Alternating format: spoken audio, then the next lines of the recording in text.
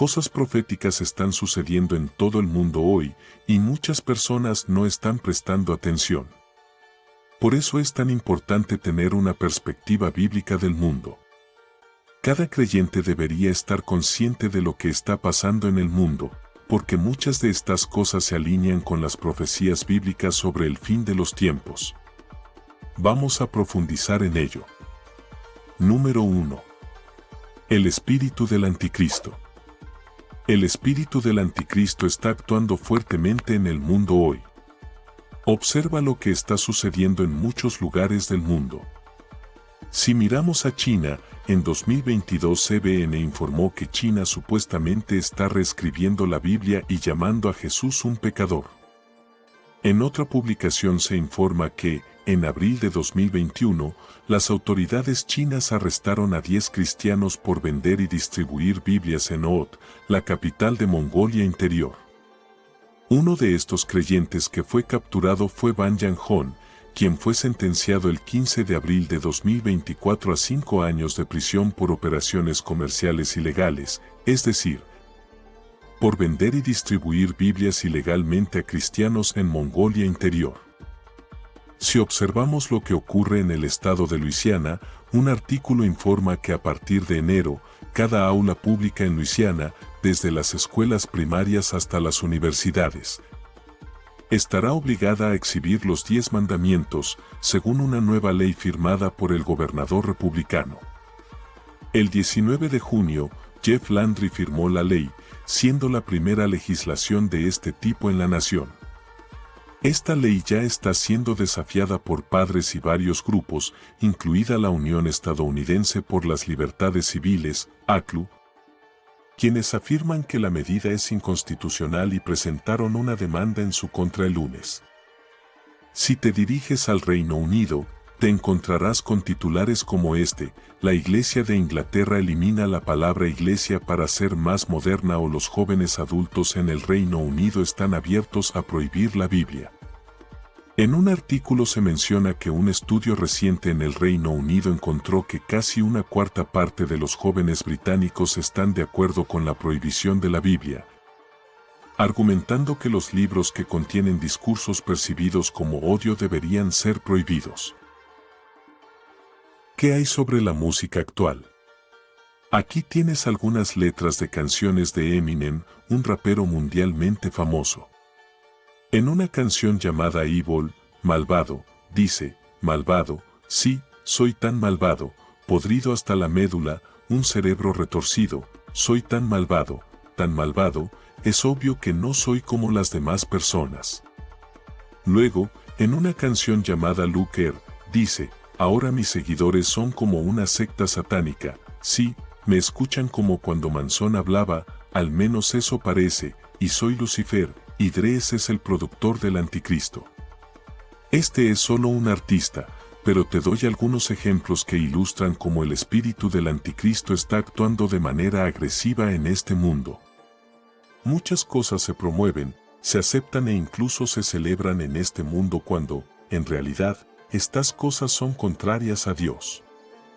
La Biblia nos advirtió en la primera epístola de Juan, capítulo 4, versículo 3, y todo espíritu que no confiesa que Jesucristo ha venido en carne, no es de Dios, y este es el espíritu del anticristo, del cual habéis oído que viene, y que ahora ya está en el mundo.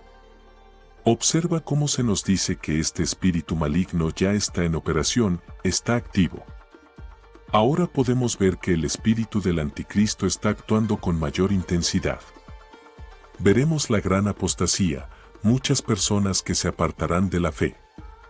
Veremos más y más falsos profetas en acción, con grandes congregaciones que escuchan doctrinas demoníacas.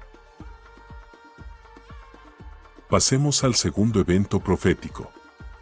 Se están sentando las bases para que un líder mundial, como el anticristo, tome el control. Aquí algunos datos interesantes. El Departamento de Seguridad Nacional de los Estados Unidos seleccionó empresas emergentes para desarrollar credenciales de identidad digital a nivel mundial. El trabajo en las credenciales de identidad digital está acelerándose, con Estados Unidos siendo el último país en dar un paso adelante en su desarrollo.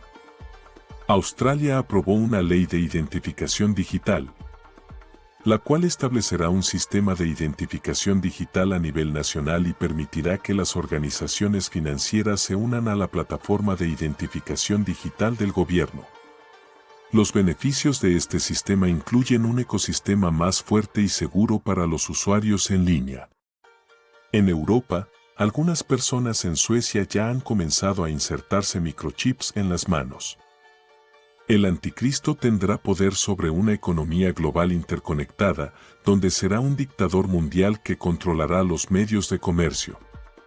Para que las personas les sean leales, él les obligará a tomar una marca, ya que sin esta marca no podrán comprar ni vender. Sin duda, se están sentando las bases para un líder mundial. El tercer evento profético que está ocurriendo es que los corazones de muchos se están enfriando. Esto es algo que todos podemos ver desarrollarse ante nuestros ojos. En la segunda epístola a Timoteo, capítulo 3, se habla de los últimos días, y parece que el tema de este capítulo se refleja en el primer versículo, donde la Biblia dice: pero debes saber esto, que en los postreros días vendrán tiempos peligrosos. La traducción ampliada dice: pero entiende esto, que en los últimos días vendrán tiempos peligrosos de gran estrés y problemas, días difíciles que serán difíciles de soportar. Al leer el capítulo, varias cosas se vuelven claras. En los últimos días, habrá un rechazo total de Dios en este mundo. Cualquier cosa que defienda la palabra de Dios será rechazada. Llegará un tiempo en el que la gente solo querrá escuchar lo que les agrade, prefiriendo un evangelio que hable de bendiciones, pero que no exija arrepentimiento. Querrán un evangelio que predique prosperidad en lugar de una vida de sacrificio. Esto es algo que ya está sucediendo. Muchas personas prefieren que les endulcen los oídos en lugar de recibir el evangelio puro, el cual penetra el corazón y desafía todo comportamiento pecaminoso en sus vidas. Además de la corrupción en el mundo, la segunda epístola a Timoteo, capítulo 3, nos dice que habrá un colapso total de la sociedad. Las personas serán traicioneras, imprudentes, calumniadoras, brutales, desobedientes a sus padres, abusivas y sin autocontrol. No habrá reglas, ni absolutos morales, ni restricciones de ningún tipo. Cada uno hará lo que le parezca correcto, y ya hay de quien se atreva a cuestionar las decisiones o el estilo de vida de alguien. En el versículo 5 se menciona que las personas tendrán una apariencia de piedad, pero negarán su poder. No tengas nada que ver con esas personas.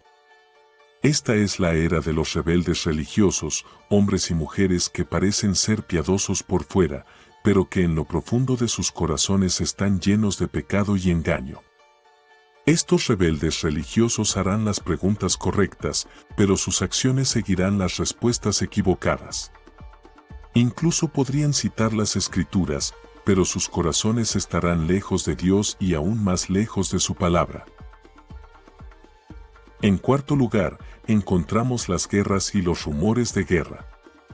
La Biblia nos dijo que en los últimos días vendrían tiempos peligrosos. La palabra peligroso significa que vendrán tiempos amenazantes. Por lo tanto, no debemos sorprendernos cuando el mundo caiga en un estado alarmante. Jesús nos advirtió sobre guerras y rumores de guerras. Nos dijo que nación se levantará contra nación. Hoy en día, casi todas las noticias tratan sobre el potencial de una guerra mundial, la posibilidad de un conflicto o la noticia de un conflicto ya existente. Pero quiero decirte que, en estos tiempos de incertidumbre, no deberías preocuparte, porque la palabra de Dios ya nos ha revelado el futuro. Sabemos lo que está por venir, sabemos cómo termina todo. No tenemos que preocuparnos, porque la palabra de Dios nos dice en el Evangelio de Lucas, capítulo 21, versículo 28, cuando estas cosas comiencen a suceder, erguíos y levantad vuestra cabeza, porque vuestra redención está cerca.